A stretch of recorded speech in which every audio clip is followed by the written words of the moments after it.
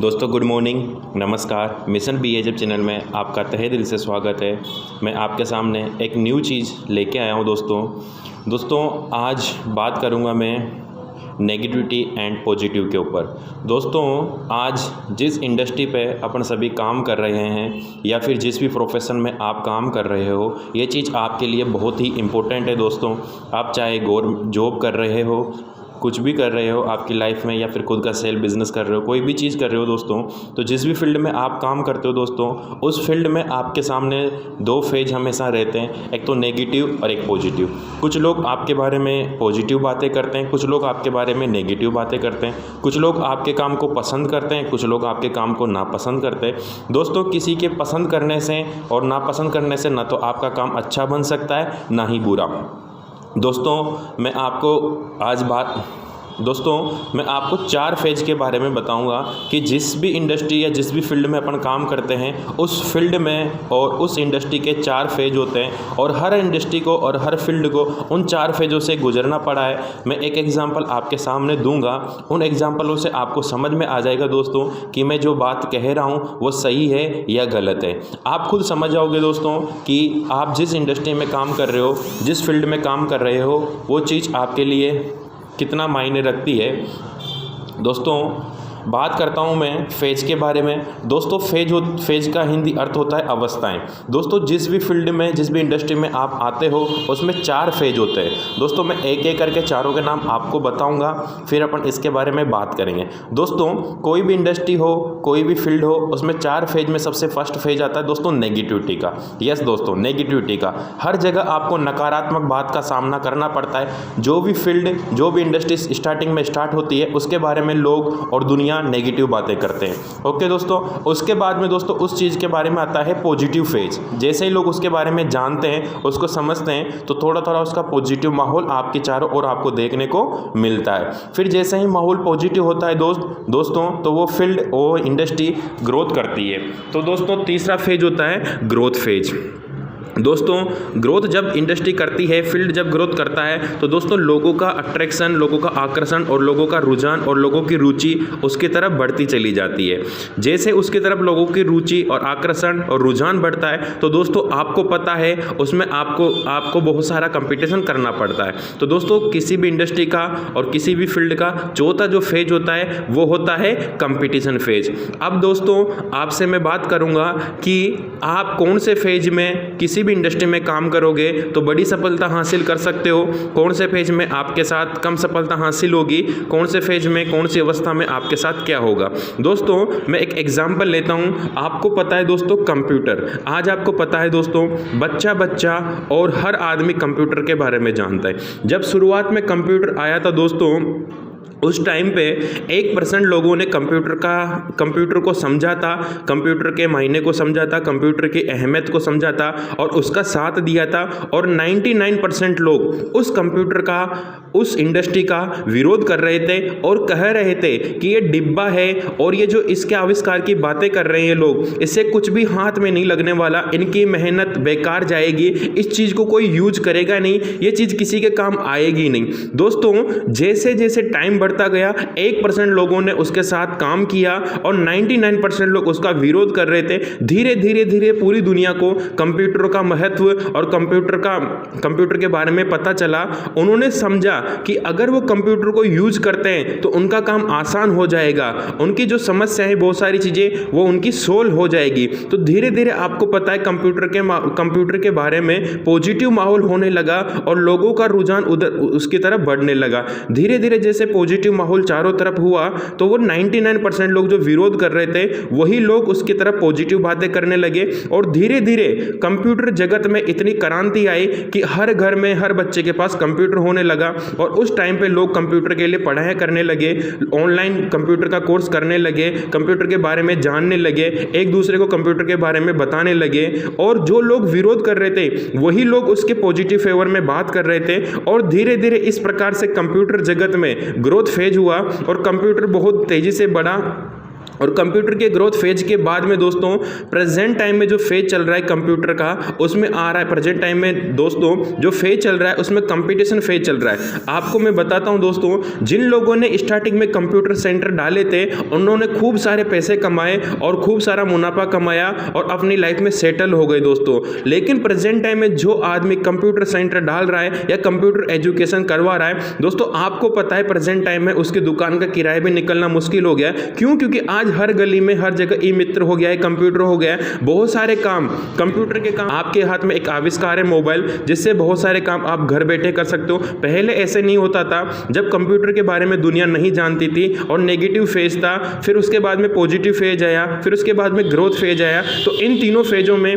Computer का बहुत ज़्यादा उपयोग किया गया। लोगों को दुकानों में लाइनें लग के खड़ा होना पड़ता था, फॉर्म भरवाने पड़ते थे, कोई भी एप्लीकेशन अपलोड करवानी पड़ती थी, ईमेल लेनी पड़ती थी, सारी चीज़ें किस में होती थी? कंप्यूटर में होती थी। लेकिन धीरे धीरे जैसे कंपटीशन बढ़ा तो आपको पता है प्रेजेंट टाइम में कंप्यूटर क्षेत्र में बहुत ज़्यादा कंपटीशन हो गया है और आज पूरी दुनिया इस चीज़ को मान चुकी है और साथ के साथ गवर्नमेंट ने भी इस चीज़ को माना है। और आपको पता है कि अगर आज आप नौकरी लगोगे तो नौकरी के लिए आपके पास कंप्यूटर कोर्स होना बहुत अनिवार्य है और ये चीज़ गवर्नमेंट ने भी मान्य कर दी है। दोस्तों नौकरी से मैं एक बात और समझाना चाहूँगा, ये एग्जाम्पल समझा आपने कंप्यूटर का कि कैसे कंप्यूटर के साथ नेगेटिव बात होती थी, फिर धीरे धीरे पॉजिटिव हुआ, फिर धीरे धीरे उसके बारे में ग्रोथ होने लगी और आज कंपटीशन है। दोस्तों यही बात पहले नौकरी में हुआ करती थी।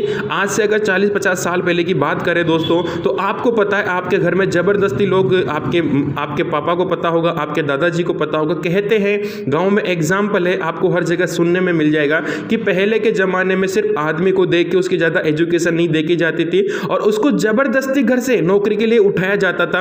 लेकिन उस टाइम पे आदमी इसके बारे में नेगेटिव बातें करते थे। बहुत सारे लोगों का मानना था कि नौकरी तो बेकार है, अगर नौकरी में मेरा लड़का गया या फिर मेरे परिवार का कोई सदस्य गया तो ये इसकी ज़िंदगी बर्बाद हो जाएगी, हो सकता है ये कहीं इसको ले जाके बेच दे, या फिर क्या जो वो कहते थे कि आपके घर में पैसा आएगा, ये नौकरी करेगा, तो उन लोगों को इस चीज़ पे विश्वास नहीं था कि पैसा आए या नहीं आए, मेरा बेटा मेरे से दूर नहीं रहना चाहिए, मेरा बेटा मेरे घर पे ही रहना चाहिए, हमारे आंखों के सामने रहना चाहिए, हमारे पास बहुत सारी ज़मीन है, बहुत सारी खेती है, ये उसको कर लेगा। क्योंकि उस टाइम पे किसका पॉजिटिव फेज था, किसका फेवर था?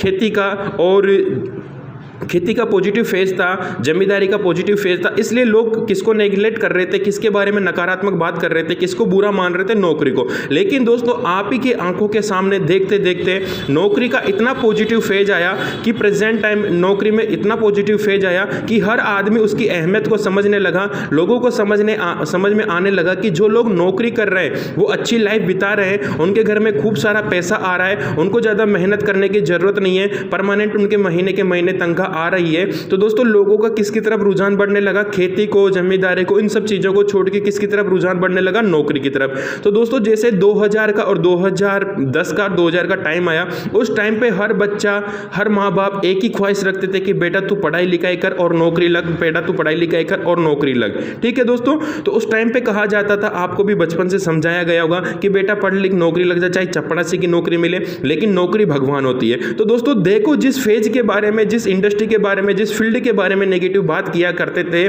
जिस फील्ड को लोग दुनिया बुरा बताया करती थी, वही 99% लोग उसी फील्ड के बारे में अब क्या कर रहे हैं? पॉजिटिव बातें कर रहे हैं और अपने बच्चों को और अपने परिवार वालों को क्या कर रहे हैं? उसमें आगे बढ़ने के लिए प्रोत्साहित कर रहे हैं। दोस्तों आपने देखा नौकरी नेगेटिव फेज से भी गुजरी है, उसके बाद में पॉजिटिव फेज से गुजरी है, उसके बाद में ग्रोथ फेज से गुजरी है, और प्रेजेंट टाइम में नौकरी में आपको पता है कंपटीशन फेज हो रहा है। दोस्तों प्रेजेंट टाइम में इतना कंपटीशन हो गया, किसी ज़माने में कोई 50% अंक लिया करता था तो वो बहुत बड़ा हुआ करता था, पूरा गाँव उसकी खुशियाँ मनाया करता था। लेकिन आज इतना कंपटीशन हो गया है कि प्रेजेंट टाइम में 100 मार्क्स भी लोग ला रहे हैं और 99 मार्क्स भी लोग ला रहे हैं। आज कंपटीशन इतना हो गया कि 0.5 से भी आदमी अपनी नौकरी से पीछे रह जाता है, 0.1 से भी नौकरी से पीछे रह जाता है। दोस्तों आपने देखा कि प्रेजेंट टाइम में नौकरी में नेगेटिव फेज है। दोस्तों वर्तमान के समय में मैं बात करूंगा आपसे कि एक ऐसी इंडस्ट्री है जिसके बारे में पूरी दुनिया में नहीं कहूँगा, क्योंकि आपको बताना चाहता हूँ कि जिस इंडस्ट्री के बारे में मैं बात कर रहा हूँ उसमें फॉरेन, अमेरिका, चीन, जापान ऐसे वहाँ के 50% लोग उस काम को कर रहे हैं और उसके बारे में पॉजिटिव बातें कर रहे हैं। लेकिन इंडिया में मात्र 1% लोग ऐसे हैं जो इसके बारे में पॉजिटिव बात कर रहे हैं, बाकी 99% क्या कर रहे हैं, इसके बारे में नेगेटिव बात कर रहे हैं। तो दोस्तों मैं एक एग्जांपल आपको बताना चाहूँगा कि अगर किसी भी इंडस्ट्री या किसी भी फील्ड में आपको ग्रोथ करना है और लाइफ टाइम सक्सेस हासिल करनी है तो आप उस टाइम पे उस फेज में आइए, उस फील्ड में उस फेज में आइए जब उसके बारे में पूरी दुनिया नेगेटिव बात कर रही हो। क्योंकि जब पॉजिटिव माहौल आएगा, ग्रोथ फेज होगा, कंपटीशन फेज होगा, तो आपका जो फील्ड है वो बिल्कुल सेफ होगा और आपको रेगुलर इनकम मिलती रहेगी, आपको कोई प्रॉब्लम नहीं होगी। तो दोस्तों प्रेजेंट टाइम में नेटवर्क मार्केटिंग, डायरेक्ट सेलिंग के बारे में पूरे इंडिया के 99% लोग नेगेटिव बात करते हैं दोस्तों, और मात्र 1% ऐसे लोग हैं जो network marketing, direct selling business को पॉजिटिव मानते हैं और भविष्य मानते हैं। और दोस्तों मैं आपको बताना चाहूँगा एक ऐसा टाइम था जब गवर्नमेंट ने इस इंडस्ट्री को बिल्कुल बैन कर दिया था, इसके बारे में बोल दिया था कि ये खराब धंधा है, इसमें कुछ नहीं हो सकता, इसमें लोगों का टाइम एंड कैरियर बर्बाद होता है। लेकिन दोस्तों माहौल को देखते हुए और इसकी अच्छाई को देखते हुए 12 सितंबर 2016 को भारत सरकार ने नेटवर्क मार्केटिंग, डायरेक्ट सेलिंग के ऊपर गाइडलाइन बनाई है और तभी से इसके बारे में पॉजिटिविटी थोड़ी ज़्यादा फैली है। पहले ऐसा टाइम था दोस्तों जब इसके बारे में कोई बात नहीं करता था। आज गवर्नमेंट खुल के इसके बारे में बात कर रही है, खुल के इसको सपोर्ट कर रहे हैं। कुछ ऐसे लोग हैं जो मोटिवेशनल स्पीकर है, बिजनेस कोच है, वो सारे लोग खुल के ओपन में इस इंडस्ट्री को सपोर्ट कर रहे हैं। दोस्तों संभलिए, अगर आप नेटवर्क मार्केटिंग इंडस्ट्री में हो तो दोस्तों अपने कदम जमाए रखिए। कुछ लोगों के ना कहने से, कुछ लोगों के बुरा कहने से, कुछ लोगों के अच्छा कहने से ये इंडस्ट्री ना तो अच्छी बन सकती है ना बुरी बन सकती है। इस इंडस्ट्री की अपनी अलग से पहचान है, इसकी अलग से अपनी पावर है। दोस्तों इस इंडस्ट्री ने लाखों करोड़ों लोगों को सक्सेस किया है और ऐसे ऐसे लोग हैं दोस्तों जिनके पास करने के लिए कुछ नहीं था, जो बिल्कुल गरीब थे, उन लोगों को भी इस इंडस्ट्री ने उठा के आज ऊंचाइयों तक पहुंचा दिया है। इस इंडस्ट्री में पैसा ही नहीं मिलता दोस्तों, इसमें एक नई जिंदगी मिलती है, नया जीवन मिलता है दोस्तों। नेगेटिव और पॉजिटिव तो इस फील्ड में और इस इंडस्ट्री के लिए हमेशा रहेगा दोस्तों। लेकिन दोस्तों मैं बात करता हूं आपसे कि अगर आज आपने इस इंडस्ट्री को छोड़ दिया, इस इंडस्ट्री में अगर आपने कुछ लोगों के मना कर देने से या कुछ लोगों के नेगेटिव बात कर देने से इस इंडस्ट्री को छोड़ दिया, मना कर देने से या कुछ लोगों के नेगेटिव बात कर देने से अगर आप इस इंडस्ट्री में आने से कतरा रहे हो, तो दोस्तों मैं आपको एक रिक्वेस्ट आपसे करूंगा, एक सलाह आपको दूंगा दोस्तों कि प्रेजेंट टाइम में आपके लिए बहुत अच्छा और सुनहरा अवसर है दोस्तों। इस इंडस्ट्री को समझिए, इसकी ताकत को समझिए दोस्तों, और इस इंडस्ट्री में दिल लगा के काम कीजिए, क्योंकि प्रेजेंट टाइम पे जो इसका माहौल चल रहा है दोस्तों, उसको देखते हुए 2025 और 30 के बाद में 2025 में इस इंडस्ट्री में बहुत बड़ा ग्रोथ फेज आएगा दोस्तों, और उसके बाद में दोस्तों 2030 और 35 के बाद में इस इंडस्ट्री में बहुत ज़्यादा कंपटीशन होने वाला है दोस्तों। लोगों को एजुकेशन लेनी पड़ेगी, तैयारी करनी पड़ेगी, और तब जाके इस इंडस्ट्री में उनको काम करने का मौका मिलेगा दोस्तों। प्रेजेंट टाइम में इस इंडस्ट्री में ना तो आपकी एजुकेशन देखी जा रही है, ना आपकी जाति देखी जा रही है, ना आपकी उम्र देखी जा रही है, ना आप पुरुष हो महिला हो, कुछ भी नहीं देखा जा रहा। सबको समानता का अधिकार है, हर आदमी के लिए सिस्टम बना हुआ है और सिस्टम फॉलो वो करता है। एक रोड बना हुआ है, बस सिर्फ आपको क्या करना है, उस रोड पे आपके अपलाइन, आपके सीनियर के द्वारा बताए हुए मार्ग पे चलना है और इस इंडस्ट्री पे काम करना है दोस्तों। रियल मानिए कि 2025 के बाद में इस इंडस्ट्री के बारे में बहुत ज़्यादा पॉजिटिविटी और ग्रोथ फेज आने वाला है दोस्तों। तो दोस्तों मेरा आपसे यही कहना है कि अगर आप नेटवर्क मार्केटिंग इंडस्ट्री में हो तो दबा के काम कीजिए, अच्छे से काम कीजिए, फुल मेहनत कीजिए दोस्तों। आपको कोई नहीं हरा सकता।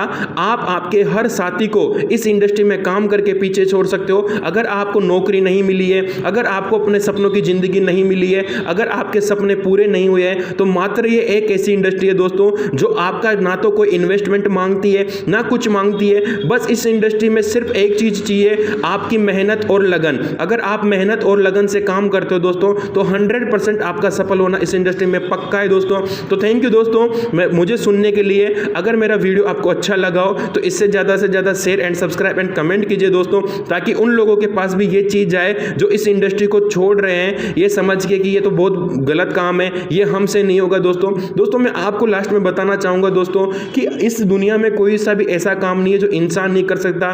दोस्तों हर काम इंसान ने की है, और जितने भी आविष्कार आप देख रहे हो आपके आसपास, जो भी चीज़ें आप देख रहे हो वो सब एक टाइम पे सपना ही थी, और उनके बारे में लोग नेगेटिव भी बातें करते थे। लेकिन आज हकीकत में जब ये चीज़ें हो गई है तो लोग इनके बारे में पॉजिटिव बातें कर रहे हैं और इनको यूज कर रहे हैं और इनको बढ़ावा दे रहे हैं। तो उसी तरह दोस्तों आपकी इंडस्ट्री को भी बहुत बढ़ावा मिलने वाला है, आपके काम को बहुत सराहना मिलने वाली है। गवर्नमेंट तो आपके साथ हमेशा है सही, हम लोग भी आपके साथ हमेशा हैं।